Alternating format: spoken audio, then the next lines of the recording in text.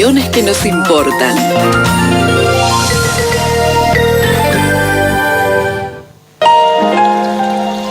Antes, después, eternamente, hay un lugar que nos permitirá encontrarnos. Perpetual, donde perduran los vínculos.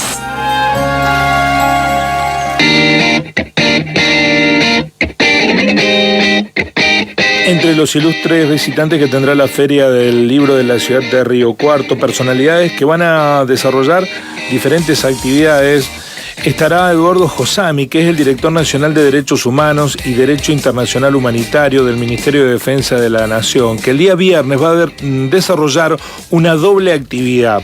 A las 10 de la mañana, en el aula 10 del pabellón 4 de la universidad y organizado por el Observatorio de Derechos Humanos, va a participar de la charla Universidad y Derechos Humanos.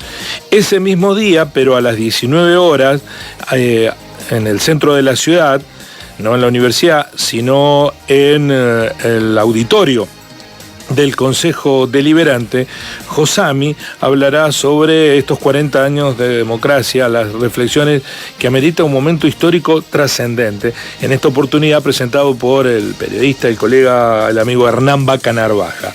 Está en línea con nuestro programa Eduardo Josami, el Director Nacional de Derechos Humanos y Derecho Internacional Humanitario. Eduardo Guillermo Jeremía, el programa Así son las cosas de Río Cuarto, lo saluda. ¿Cómo le va? Buenos días. Buenos días.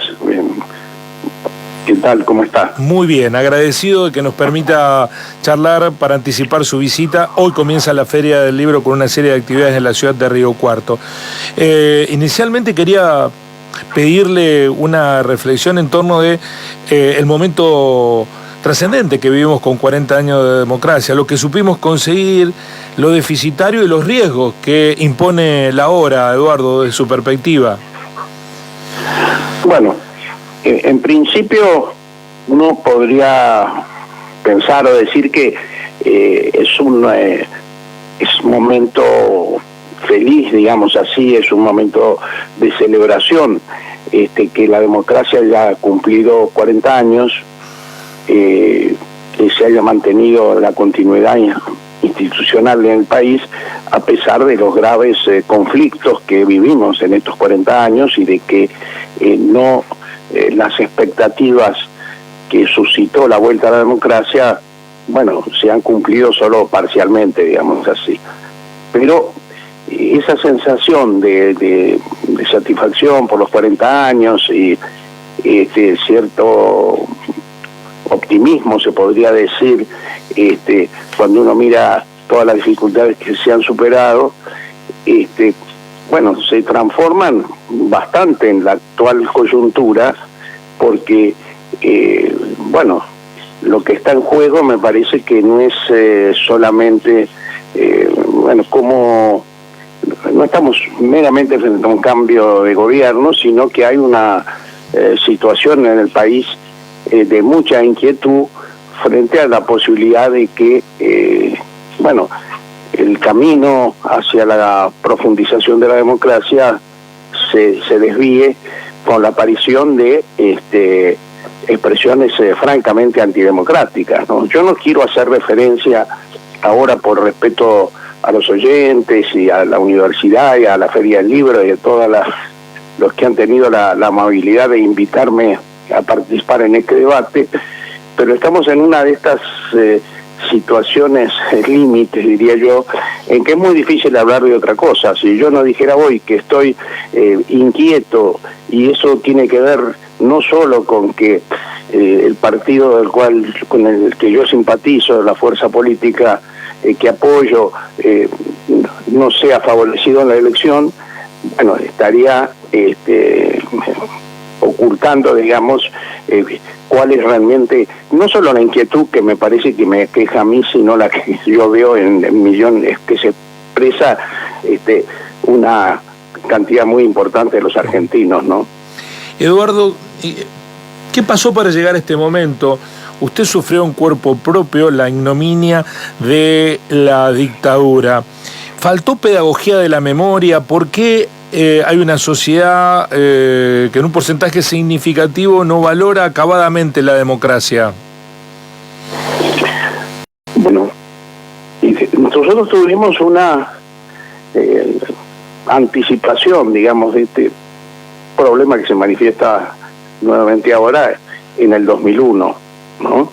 Es decir, en el 2001 hubo un momento de angustia por la suerte de la democracia, en esos días en que al día siguiente teníamos siempre un nuevo presidente, hacia fines de diciembre, y en la sola consigna que coreaban muchísimos argentinos en ese momento, que era que se vayan todos, demostraba que, por así llamarle, la salud institucional no era muy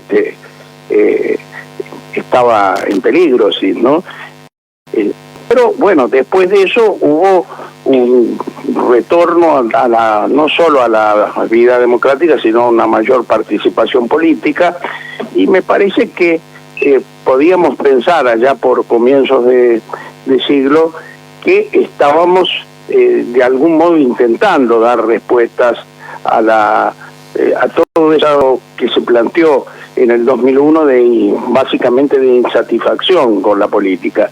Es decir, nosotros valorábamos la democracia y la seguimos valorando, bueno, primero porque hemos conocido todos los que tenemos cierta edad, ¿no?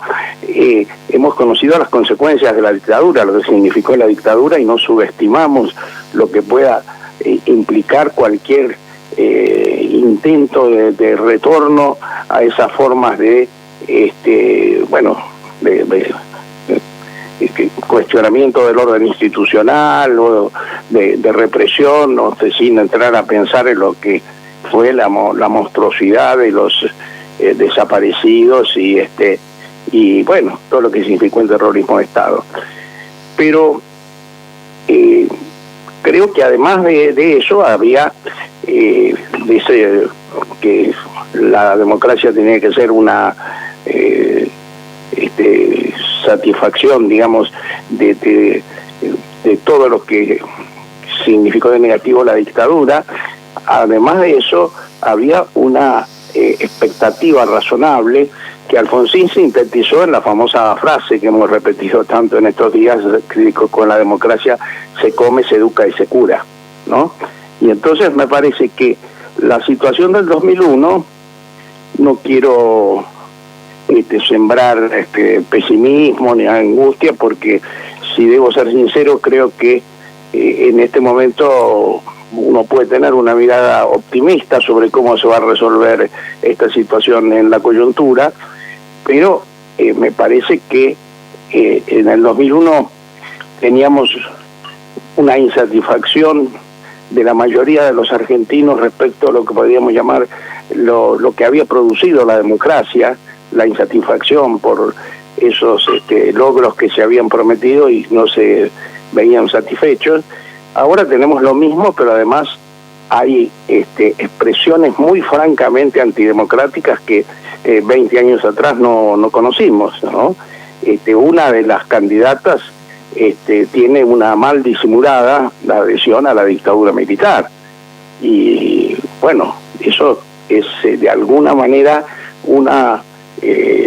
o de todas maneras, claramente una ruptura con el Pacto Democrático de 1983, como también lo es, más allá de cuál sea la opinión política que tenga cada uno de nosotros, que un personaje de tanta importancia en la vida política y que además era la vicepresidenta de la Nación, fuera motivo de un atentado destinado a matarla. Es decir, que no tengamos que estar lamentando esta situación yo diría por casualidad, ¿no? Entonces me parece que es un momento muy complejo, y frente a esta situación tan compleja hemos visto también en la campaña electoral que es un momento interesante siempre de politización de la sociedad, porque la gente no se ocupa de la política todos los días del año, ni todas las horas del día, por lo menos la mayoría de los que no tienen una relación institucional o de trabajo con la política, pero bueno, nos damos cuenta que hay una amenaza real a la continuidad democrática, porque sabemos que cuando empiezan los discursos de odio y de violencia, bueno, no es raro después que terminen en situaciones de hecho que y bueno, eso estaba muy lejos de lo que se pensó en el retorno a la democracia en 1983. Estamos dialogando con Eduardo Josami, el director nacional de Derechos Humanos del Ministerio de Defensa de la Nación, que tendrá 2 disertaciones el próximo viernes en la ciudad de Río Cuarto. La actitud dubitativa de mucha clase política, incluso del partido gobernante, expresiones como el peronismo cordobés, que están buscando la equidistancia con el presente, ¿los hace corresponsables de lo que pueda suceder en lo que venga, Eduardo? Bueno, y me parece que no es bueno en este momento de definiciones, donde además tenemos cierta expectativa de que el peronismo cordobés adopte una posición más definida, digamos, en relación al balotaje, estar haciendo evaluaciones o caracterizaciones, pero a mí me parece que esta es una coyuntura la cual es difícil tener posiciones dubitativas, porque o no es bueno, porque me parece que lo que está en juego es el futuro de la democracia. Es decir, no es simplemente que una situación económica crítica o algunos problemas de funcionamiento político, sino que acá me parece que si no se pone coto, digamos así, si no hay una respuesta ciudadana muy clara frente a estas manifestaciones que han ocurrido en los últimos meses y que incluso han introducido el negacionismo sobre la dictadura en medio de la campaña electoral, me parece que se avecinan momentos más complicados todavía. Para finalizar, Eduardo, ¿usted cree que hay riesgos de que se active el partido militar? Hay contactos de los sectores de Milei y Villarruel con sectores de los militares. El Tigre Acosta reivindicó desde la cárcel el genocida a Milei. ¿Hay algo que no estamos viendo, Eduardo? Bueno, y las instituciones armadas, como la Iglesia, por ejemplo, también son instituciones bastante cerradas, no nadie está en la cabeza de los integrantes de la fuerza, pero yo creo que si uno toma en cuenta lo ocurrido en estos años, donde no ha habido, bueno, por suerte no ha habido conatos de golpe militar, como no los hay desde hace muchos años, pero incluso frente a declaraciones que se han que han intentado tener cierta repercusión en las Fuerzas Armadas, yo veo que nada de eso ha ocurrido, ¿no? Me parece que hay una voluntad muy clara de sujeción al orden constitucional, de respetar la conducción civil de las Fuerzas Armadas. Por ejemplo, algunos candidatos han querido obtener adhesión o ganarse las simpatías de los votantes que son militares, planteando la necesidad de la intervención de las Fuerzas Armadas en las tareas de seguridad interna.